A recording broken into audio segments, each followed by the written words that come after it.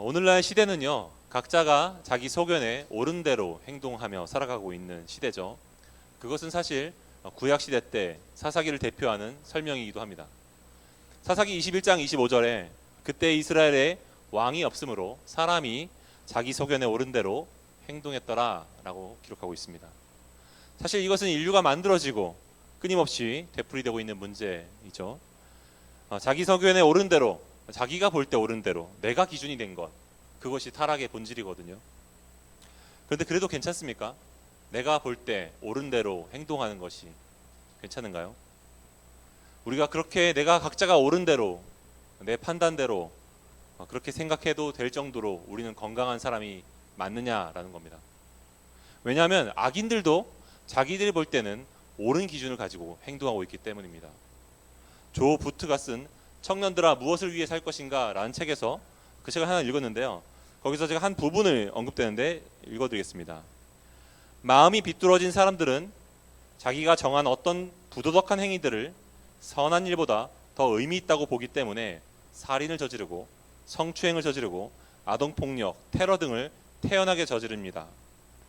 그들의 행위는 다른 어떤 덕목들보다도 자기들의 이기적인 욕망을 더 가치 있게 여긴다는 생각을 드러내줍니다. 그러므로 그런 태도나 신념을 가진 사람들을 경계하는 것은 마땅한 일입니다. 그러니까 악인들도 자기가 볼 때 중요한 우선순위가 있고 더 옳다고 생각하는 것을 한다는 거죠. 저는 여러분들이 모두 사랑스러운 존재가 되길 바랍니다. 다른 사람들에게 적극적으로 권해주고 싶은 사람이 되었으면 좋겠어요. 지난 수요일날 우리 청년 리더십들과 함께 같이 잠깐 교제를 했었는데, 그때 한 친구가 물어보더라고요. 목사님, 어떤 사람을 만나야 됩니까? 제가 집에 가서 계속 생각이 났어요. 대답을 좀 잘해줄 걸. 근데 그게 무슨 생각이었냐면, 결론이 뭐였냐면 하나님의 사람을 만나라라고 얘기해주고 싶었어요. 다른 그 어떤 것들보다 하나님을 정말로 사랑하는 사람, 그리고 하나님을 사랑하기에 내 곁에 있는 사람을 사랑할 수 있는 사람을 만나라. 그게 정말 중요한 것 같아요. 근데 마찬가지로 그 얘기는 그런 질문을, 제가 누굴 만나야 됩니까? 라는 질문은 동시에 제가 어떤 사람이기를 바라십니까? 라는 질문일 수도 있죠. 그렇죠? 그런 면에서 여러분들도 마찬가지로 하나님의 사람이 되기를 축복합니다. 축복합니다.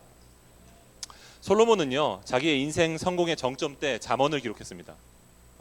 그리고 그의 말년에 전도서를 기록했죠. 잠언은 보편적인 삶의 원리가 기록되어 있습니다. 그래서 그것을 지키면 대체로 행복한 삶을 사실 겁니다. 대체로. 그런데 왜 전도서를 기록했냐면, 대체로 전도서 잠언을 따르면 행복해야 되지만 이 땅이 가시와 엉겅퀴가 있기 때문에, 이 땅이 타락으로 어그러져 있기 때문에 우리는 그 현실 속에서 아픔을 겪는 거죠. 그래서 전도서를 기록했습니다. 이 삶의 허무함을 얘기하는 전도서를 읽으면요, 마치 허무주의처럼 보여요. 그런데 그렇지 않습니다. 모든 것을 잃어보고 삶을 마감하기 직전에 그가 내렸던 결론은 창조주를 따라서 살라라는 거였어요. 오늘 기쁨이 되는 교회 첫 번째 성년의 주일을 맞아서 전도서 12장 1절을 가지고 무엇이 우리 인생에 의미를 가져다 주는가. 근데 우리가 실제로 두 가지 관점을 다뤄보면서 어떤 것이 인생의 의미를 우리가 실제로 가지고 있는지 생각해보고 진정으로 의미 있게 하기 위해서 무엇이 필요한지 함께 나눠보기 원합니다. 오늘날 우리는 각자 자기 소견에 옳은 대로 행동하는 시대에 살고 있죠. 성경은 무엇이라고 말하는가? 첫 번째로 인생은 무의미하지 않다. 인생을 낭비하지 말라라고 얘기하고 있습니다. 전도서 12장 1절, 너는 청년의 때에 너의 창조주를 기억하라. 곧 곤고한 날이 이르기 전에 나는 아무 낙이 없다고 할 해가 가깝기 전에. 여러분, 인생을 낭비하는 이유의 기저에는 무엇이 있죠? 삶에 특별한 의미 같은 것은 없다라는 생각이 있는 거죠. 그러므로 즐기는 게 답이다라는 생각을 하는 거예요. 무의미가 남기는 첫 번째 증상이 방탕입니다. 삶이 허무하다고 생각하기 때문에 그냥 방탕하는 거예요. 쾌락을 쫓는 거죠. 유시민 작가는 어떻게 살 것인가 라는 책에서 자신은 영생을 믿지 않는데 단 한 번만 삶을 살 것이라고 생각하는데, 그러면 삶의 모든 순간들이 기쁨과 즐거움으로 가득 차야 의미 있는 날이 된다고 말합니다. 하지만 그는 동시에 그런데도 그것을 자신은 종종 잊으며 삶을 누군가를 향한 미움과 원한으로 가득 채우고 있고 돈이 많은데도 더 많은 돈을 얻으려고 하고 이미 높은데도 더 높이 올라가려고 발버둥 치면서 행복을 내일로 미루고 있다고 말합니다. 그리고 뒤늦은 후회를 한다는 거죠. 우리와 같지 않습니까? 그는 많은 사람들이 운명의 마지막 페이지에 다다랐을 때야 비로소 자신이 의미 없는 인생을 살았다는 것을 깨닫게 된다고 말해요. 여러분, 인생이 허무하다면 노력할 이유가 무엇이 있겠습니까? 그렇죠? 그냥 즐겁게 살면 돼요. 단순한 예로 바닷가에서 우리가 모래성을 쌓는데 생명을 걸진 않죠. 왜요? 금방 쓸려 내려갈 거니까요. 결과를 아는데 뭐하러 열심히 살겠습니까? 그런데 유시민 씨 말처럼 경험적으로 우리는 알죠. 인생이 단순히 즐겁지만은 않을 뿐 아니라 우리의 기대가 꺾이는 것이 현실이라는 거죠. 대학생 때는 다 꿈을 꿉니다. 내 전공 공부만 잘하면 될 것 같은 그런 기분이 들죠. 그런데 학교에서 날아다니던 선배들도 회사에 취직하는 순간 자존감이 바닥을 쳐요. 창업을 하는 순간 자본이 없고 돈을 버는 게 얼마나 어려운지를 경험합니다. 그러면서 삶의 즐거움을 잃어버리죠. 그 좋아하던 일도 나보다 월등히 잘하는 사람을 보면서 갑자기 내가 특별해 보이지 않는 거예요. 그러면 냉혹한 현실 속에서 즐거움만 쫓던 청년은 다시 이렇게 고백하게 됩니다. 사는 게 대체 무슨 의미가 있지? 대체 어디서 내 삶의 의미를 찾아야 되지? 왜 다시 의미를 찾죠? 의미 없는 현실의 고통을 견딜 만한 이유를 내 삶 속에서 찾을 수 없기 때문이죠. 알베르 카미가 인간의 세상의 부조리를 시시포스의 돌로 표현했습니다. 그리스 신화에 나오는 시시포스는 그거죠. 신에게 저주를 받아서 거대한 바위를 굴려서 산 꼭대기에 올려야 되는 이제 일이죠. 그런데 올리면 어떻죠? 다시 굴러 내려오는 거예요. 그걸 다시 또 밀고 올라가야 되는 거죠. 그는 피할 수 없는 죽음의 문제 앞에서 인생이 허무하다고 카미는 얘기했습니다. 그래서 이렇게 말하죠. 우리는 사랑이 영원하기를 바라지만 죽음 때문에 그렇지 않음을 안다. 인생의 아무리 큰 기쁨도 죽음 때문에 영원하지 않기 때문에 인생이 허무하다라고 카미는 결론을 내렸어요. 많은 부모들이 자녀들이 쾌락만을 쫓아서 방탕한 삶을 사는 것을 걱정합니다. 그런데 저는 그 정도밖에 기쁨을 쫓지 않아서 걱정합니다. 그 정도밖에 기쁨을 쫓지 않아서 걱정해요. 무슨 말이냐면 여러분, 기독교는 더 큰 기쁨을 약속하고 있기 때문입니다. 그것은 영원으로 이어지는 기쁨이에요. 저는 두 아이를 키우고 있습니다. 이제 10살, 8살 아직 꼬맹이들인데요. 네. 제 아들이 태어났을 때 전 너무 기뻤어요. 그런데 제가 더 기뻐할 날은 아직 오지 않았습니다. 그것은 뭐냐면 우리 아이가 영원한 생명을 가지고 거듭나는 거예요. 다시 태어나는 겁니다. 만약에 그렇지 않다고 한다면 우리 아이의 인생은 한 번으로 끝날 겁니다. 저와 아이의 만남은 이 땅에서의 한 번일 뿐일 거예요. 아무것도 아닐 겁니다. 그리고 여기서 우리 아이가 경험한 것은 불완전한 아빠였어요. 그리고 제가 경험한 것도 불완전한 아들입니다. 우리는 서로에게 아쉬움이 많겠죠. 그러면 저만 아니라 제 아들까지 영생에 만약에 눈을 뜨고 다시 태어난다면 저는 우리 아이와 영원한 기쁨을 누리면서 함께 살 겁니다. 그리고 그때는 둘 다 온전한 모습의 서로를 처음으로 볼 거예요. 그래서 엄청난 큰 기쁨일 겁니다. 전 그 기대가 있어요. C.S. 루이스는 자신의 책 나니아 연대기를 통해서 기독교 세계관으로 우리를 초대하고 있는데요. 신방을 다니다 보니까 우리 청년들 중에서 여럿이 그 책을 이미 읽었더라고요. 어릴 때 읽어봤다고. 그래서 나보다 낫네. 나는 나중에 읽었는데. 네. 그 책의 마지막 문장을 혹시 기억하십니까? 이렇게 써 있습니다. 마지막 페이지에 이런 문장이 있는 거예요. 이 모든 스토리가 끝난 다음에 이야기인데 이것은 진짜 이야기의 시작일 뿐이다. 지금까지의 모든 모험은 책 겉장에 적혀있는 제목에 지나지 않았다. 이제 드디어 그들은 위대한 이야기의 첫 장을 시작하고 있는 중이다.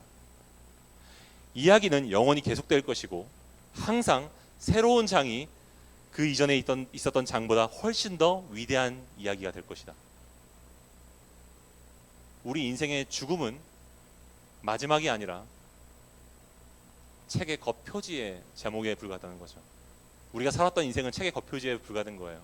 그 다음 이야기가 있는 거고 그 다음 이야기가 있는 거죠. 그리고 그 다음 이야기는 이전에 있었던 이야기보다 훨씬 더 위대한 이야기가 될 겁니다. 하나님 안에서. 자, 그렇다면 인생의 연속성이 있잖아요. 작은 쾌락의 삶을 허비할 이유가 없어요. 진정한 쾌락을 쫓으십시오. 두 번째 주제입니다. 인생의 의미는 지어내는 것이 아니라 의미를 발견하는 거예요. 빅터 프랭클에 따르면요, 삶의 의미가 있으려면 목적도 필요하고 외부에 유익을 끼치는 삶을 살고 있다는, 내가 다른 사람에게 삶을 끼치고 좋은 영향을 끼치고 있다는 그 확신도 필요하다고 말합니다. 그래야 현실에 어떤 역경들을 이겨낼 수 있는 거죠. 안 그러면 내 삶의 가치가 없기 때문에 그래서 견뎌낼 수 있는 이유가 없는 거예요. 내가 오늘 하루를 버티는 이유는 내 자녀에게 오늘 그래도 내가 버티는 것이 내 자녀를 지켜주고 내 자녀의 미래를 준비하는 과정이기 때문에 견딜 수 있는 거죠.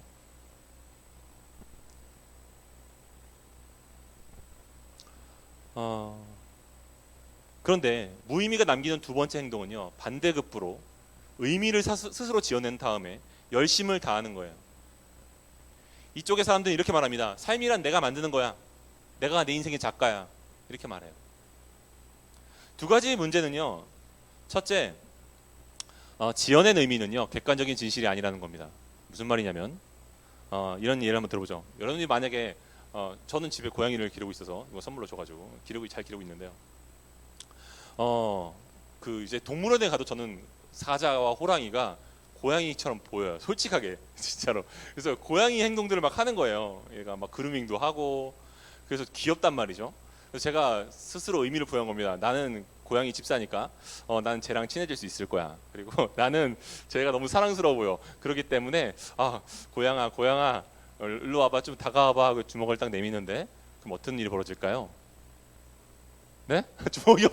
주먹이 없어지겠네요. 네, 맞아요. 그런 일을 저지르면 안 됩니다. 여러분, 우리가 아무리 의미를 부여해도요 현실과 그건 다른 거예요. 각자가 부여하는 의미는 현실과 맞지 않습니다. 두 번째 문제는 뭐냐면요, 지어낸 의미는 발견하는 의미보다 오래가지 않는다는 거예요. 무슨 말이냐면요, 여러분 세속적인 사람들은요 물질 세계가 전부라고 생각하기 때문에 이 세계에다가 의미를 전부 둡니다. 그리고 돈을 버는 것에, 가치를 두는 사람은 돈을 버는 것에 집중하고, 가정에게 집중하는 사람은 가정에만 집중하죠. 그런데 여러분, 고통이나 죽음은 그런 인생에선 반드시 피해야 되는 거예요. 고통이 무슨 의미가 있겠습니까? 그냥 삶이 끝나는 건데. 그런데 기독교는 물질 세계 너머에 영혼을 약속합니다.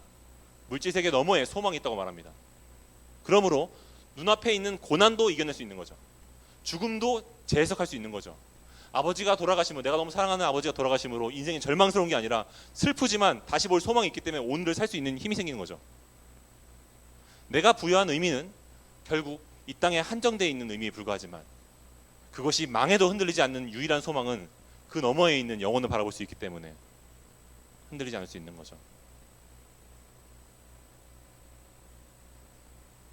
팝의 전설 마돈나는요 자신이 지어낸 의미에 모든 것을 걸었어요. 그것은 유명한 섹시 스타가 되는 거예요. 그는 성공했죠. 그래서 부단히도 노력했던 삶을 회고하면서 나중에 이런 인터뷰를 했습니다. 나는 엄청난 의지의 소유자였지만 여태껏 내 모든 의지는 사실 늘 끔찍한 열등감을 극복하는 것에 불과했다. 모든 노력을 다하면 당장은 특별한 사람이 된 것 같았지만 다시 무대에 서면 내가 평범하고 재미없어 보였다. 늘 그 반복이었다. 내 삶의 동력은 평범함에 대한 아찔한 두려움에서 온다. 평범할까 봐 두려운 거예요. 내가 소중한 사람이 되지 못할까 봐, 가치 없는 사람이 될까 봐 두려운 거죠. 그것을 계속 증명해야 되는 삶을 사는 겁니다. 그것이 늘 나를 몰아가고 또 몰아간다. 이미 세상에서 특별한 위치에 있음에도 여전히 내가 대단한 존재임을 증명해야 하기 때문에 내 고뇌는 끝난 적이 없고 아마 영영 끝나지 않을 것이다. 공감이 되십니까? 그녀는요 나를 가치 있게 느끼게 해주기 때문에 성공을 향해 달려갑니다. 그러나 성공해내지 못하면 삽시간에 내가 가치 없게 느껴지는 거죠. 여러분, 그런 삶이 어떻게 행복할 수 있겠습니까? 내가 계속 나를 증명해야만 내가 행복해지는 삶, 그것은 마치 마약에 중독되어 있는 것 같은 거예요. 잠깐은 성취했을 때 만족감이 있지만 금방 또 효력이 떨어져요. 다시 찾아야 돼요. 그리고 언젠가는 내가 성취하지 못할 수 있잖아요. 계속 우린 나이가 들어가고 그 삶을 견딜 수 있겠습니까? 제가 아는 한 과거에 한 장로님이 삼성에서 고위 간부에 계셨던 분이었는데 그분이 나중에 명예퇴직을 하시고 난 다음에 되게 우울증이 오셨어요. 왜 우울증이 오셨냐면 과거에는 사람들이 다 나한테 굽신거렸는데 내가 명예퇴직을 하는 순간 내가 이제 아무것도 아닌 배부른 아저씨가 나와 된 거죠. 비슷한 예가 또 과거에 군대에서 장교를 하셨던 분이 전역을 하셨는데 똑같은 일을 겪으셨습니다. 갑자기 슈퍼에 가고 어디를 가도 사람들이 이제 더 이상 나한테 뭔가 이제 그렇지 않은 거죠.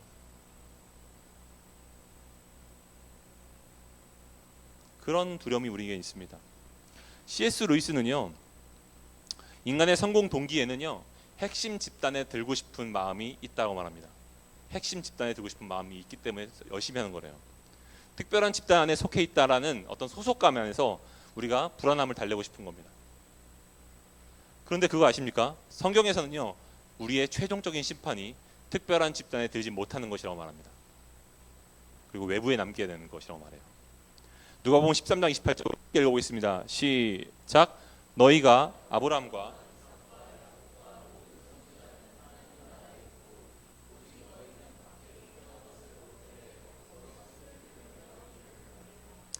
많은 청년들이요, 각기 좋게 생각하는 핵심 집단에 들고 싶어합니다. 이 땅에 살면서. 그래서 회사일 수도 있고 교회 안일 수도 있고 친구들 사이일 수도 있습니다. 어떤 잘 나가 보이는 괜찮은 모임일 수도 있어요. 그런데 여러분, 그것을 가지고 열심히 사는데 잠깐 있다 사라질 집단에 집착하다가 영원한 핵심 집단에서 제외될 수가 있습니다. 그 밖에서 영원히 슬피 울면서 이를 가는 것만큼 서글픈 것이 어디 있겠어요. 그 안에 들지 못한 것을 영원히 후회할 거예요. 솔로몬은 그것을 깨닫고 뒤늦게 후회했고, 그리고 우리에게 이렇게 말하고 있습니다. 전도서 12장 1절. 너는 청년의 때에 너의 창조주를 기억하라. 바울도 인생의 의미를 하나님 안에서 발견해야 된다고 말합니다. 에베소서 2장 10절. 우리는 그가 만드신 바라 그리스도 예수 안에서 선한 일을 위해서 지으심을 받은 자니. 무엇을 위해 지음받았다고요? 예수 안에서 선한 일을 위해 우리가 지음받았대요. 이 일은 하나님이 전에 예비하셔서 우리로 그 가운데서 행하게 하려 하심이라. 인생의 의미는 자신이 지어내는 것이 아니고, 자신이 지어낸 것에 열심을 다하는 것이 아니라 나를 지으신 하나님이 의도하신 것에서 발견하는 것이고, 그것에 열심을 다하는 겁니다. 마지막 주제입니다. 인생의 아름다움은 내가 아닌 인생을 만드신 분을 드높이는 거예요. 베드로전서 2장 9절.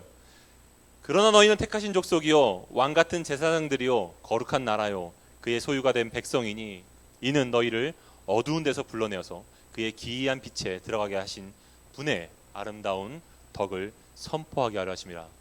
우리를 구원하신 이유는 우리를 구원하신 분을 찬미하는 삶을 다시금 살도록 우리를 하기 위해서라는 거죠. 대통령의 글쓰기라고 하는 책을 쓴 강원구 작가가 있습니다. 그 사람이 과거에 김대중 대통령을 보필했었는데 그때 대통령께 들었던 얘기를 소개합니다. 대화가 틀어지는 세 가지가 경우가 있는데, 첫 번째는 상대방이 의견을 무시하는 것이고, 둘째는 자기 혼자 결론을 다 내버리는 것이다. 세 번째는 자기 자랑만 늘어놓는 것이다. 그러면 대화가 틀어진대요. 그렇죠? 네. 자기 자랑만 막 늘어놓는 사람과 누가 대화를 오래 하고 싶겠습니까? 내가 자랑 좀 했으면 좀 기다려주세요. 상대방도 자랑하도록. 네. 자기 자랑만 늘어놓는 사람을 좋아하는 사람은 아무도 없어요. 저는 대중가요가 한 20-30년 전에 훨씬 더 좋은 곡들이 많았다고 생각하는데, 그때까지만 해도 우정을 노래하는 곡들이 있었어요.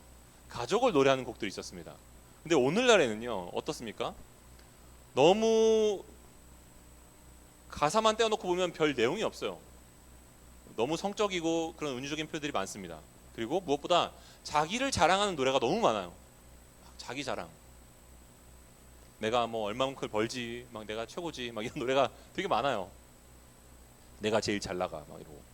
휴먼 카인드의 저자는요, 칼라하리사 사막에 살고 있는 쿵족이라는 사람들이 있는데, 그 쿵족의 족속들이 이런 자기 자랑만 하는 사람들을 다루는 방법을 소개합니다. 쿵족의 말이에요. 우리는 자랑하는 사람을 거부한다. 그의 자존심이 언젠가 곁에 있는 누구를 죽일 것이기 때문이다. 그러므로 우리는 그가 이룬 성취들을 쓸모없다고 말한다. 그렇게 함으로써 그의 업되어 있는 마음을 가라앉히고 온화하게 만들어서 우리와 함께 산다. 자기만 자랑하고 교만한 사람은 다른 사람의 마음을 해치기 때문에 그 사람이 자랑하고 있는 것들을 깔고 뭉개가지고 뭐 방법이 건강하진 않은 것 같은데, 그래서 그 사람이 겸손해져서 우리와 함께 살게 한다는 거죠. 여러분, 우리가 왜 교만한 사람과 또 자기를 자랑하는 사람을 불편해하죠? 왜 본능적으로 불편해하죠? 그의 교만의 본질이 눈앞에 있는 사람과 경쟁하고 있기 때문이고 비교해서 내가 최고라고 자랑하고 있기 때문이죠. 그런 쾌감을 그 사람이 느끼고 있다는 것을 알기 때문에 우리가 불편한 거죠. 상대를 멸시하는 경멸하는 마음이 그 안에 있기 때문에 우리는 불편함을 느낍니다. 우리가 어떤 사람을 알려면요, 그 사람이 평소에 무엇을 칭송하는지를 보면 알 수 있어요. 그 사람이 즐겨 칭찬하는 것이 곧 그 사람이에요. 이 사람이 뭐 애플을 자꾸 얘기하면, 애플 핸드폰, 아이폰 막 이런 얘기하면 이 사람은 애플의 사람이죠. 이 사람이 뭐 무슨 뭐 이렇게 뭐라고 하죠? 나는 뭐 어떤 책을 읽었는데 맨날 책 얘기만 하면 이 사람 책의 사람인 거예요.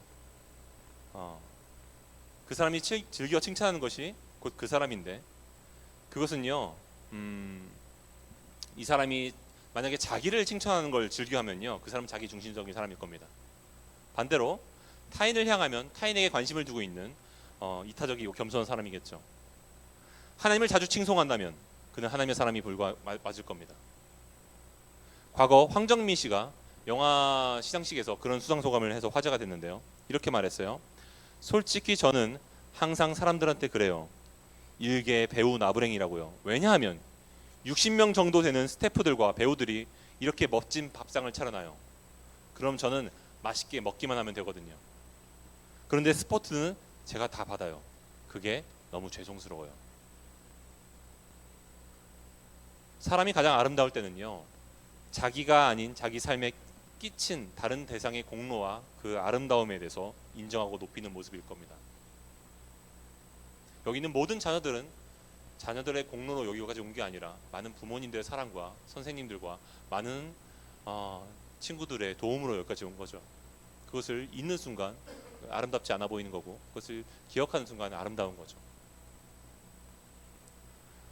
여러분, 그러므로 가장 아름다운 인생은 내게 삶을 주신 분을 드높이는 삶을 사는 거예요. 예레미야 9장 23절 24절 우리 함께 읽어보겠습니다. 시작. 여호와께서 이와 같이 말씀하시되 지혜로운 자는 그의 지혜를 자랑하지 말라. 용사는 그의 용맹을 자랑하지 말라. 부자는 그의 부함을 자랑하지 말라. 자랑하는 자는 이것으로 자랑할지니 곧 명철하여 나를 아는 것과 나 여호와는 사랑과 정의를 공의를 땅에 행하는 자인 줄 깨닫는 것이라. 나는 이 일을 기뻐하노라. 자랑하는 자는 하나님을 아는 것과 하나님이 어떤 분이신지, 나에게 어떤 일을 행하셨는지를 아는 것과 그분을 자랑하는 거예요. 나를 자랑하는 게 아니라. 결론을 맺겠습니다. 여러분, 인생은 창조주 하나님께서 만드셨습니다. 비록 세상이 타락해서 그 만드신 아름다운 세계가 자기 욕심과 자화자찬으로 얼룩져 있지만 참된 의미는 다시 그분이 지으신 그대로 돌아가는 거예요. 그것은 나를 지으시고 삶을 주신 분께 올려드리는 삶을 드리는 겁니다. 사는 거예요. 그분을 위해 사는 것이에요. 내가 아닌 옆에 있는 사람을 위해 사는 겁니다. 에베소서에서 바울은 부모들아 자녀를 노엽게 하지 말고 자녀들아 부모에게 순종하라고 말합니다. 그것이 마땅하니라고. 왜 그럴까요? 그래야 그의 삶이 평안해져요. 내가 나에게 마땅히 공로를 돌려줘야 될, 내가 돌려야 될 사람에게 그 공로를 돌리는 것이 인생이고 아름다운 거예요. 우리 인생을 한번 돌아보면요, 세상은 우리에게 이렇게 말하죠. 너를 위해 살라고. 근데 바울은 그리스도인을 이렇게 정의합니다. 내가 아닌 하나님과 이웃을 위해 살고 내가 아닌 타자를 칭찬하는 존재라고요. 로마서 14장 7절에 이렇게 말하고 있어요. 우리 중에 누구든지 자기를 위해 사는 자가 없고 자기를 위해 죽는 자도 없도다. 참된 그리스도인들은 자기를 위해 살지 않아요. 하나님을 위해 삽니다. 내 곁에 있는 사람을 위해 삽니다. 자기 자신에게만 시간을 온통 다 쏟고 내 모든 물질과 내 모든 소유를 가지고 나를 위해서 살지 않아요. 그건 참된 그리스도인이 아니에요. 참된 그리스도인은 내게 그 모든 것을 주신 하나님과 내 곁에 있는 사람을 위해서 사는 겁니다. 그것이 인간이 타락하기 전의 모습이었어요. 이것이 진정으로 아름다운 인생입니다. 그것이 진정으로 의미가 있는 인생이에요. 여러분, 자기만을 위해 살았던 스크루지가 무슨 의미가 있는 인생을 살았습니까? 무슨 사랑을 받았습니까? 얼마나 추합니까? 자기 자신만 사랑하는 그 모습이 얼마나 추합니까? 자기 자신만 자랑하는 그 모습이 얼마나 추합니까? 그것을 위해서 인생과 목숨과 모든 것을 걸고 있는 그 인생이 얼마나 초라합니까? 진정 인생의 의미 있는 건 내가 아닌 하나님과 내 곁에 있는 사람을 위해 살아가는 거예요. 그것을 보면서 우리는 그 사람에게 박수를 보내죠. 그 모든 박수를 받으시는 저와 여러분이 되었으면 좋겠고, 자기 자신을 아끼지 아니하시고 우리 위해 자기의 삶을 온통 내어주기를 기뻐하셨던 예수 그리스도께서 온통 영광을 받으셨으면 좋겠습니다. 이 시간 우리 함께 이 찬양 좀 불렀으면 좋겠는데요. 우리가 여기까지 온 것이 그냥 우리의 노력으로 온 게 아니에요. 우리의 능력 가지고 온 것이 아닙니다. 모든 것이 하나님의 은혜였어요. 하나님께서 나를 지으셨고 나를 내 가정에 보내셨고 그 모든 일을 겪게 하셨습니다. 물론 그 과정 속에선 하나님이 원치 않으셨지만 우리가 겪는 아픔도 있죠.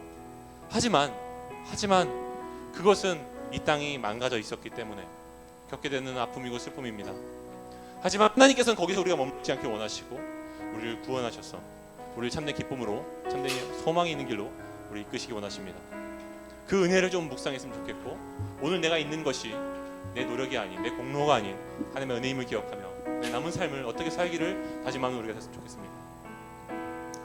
나를 지으신 이가 하나님,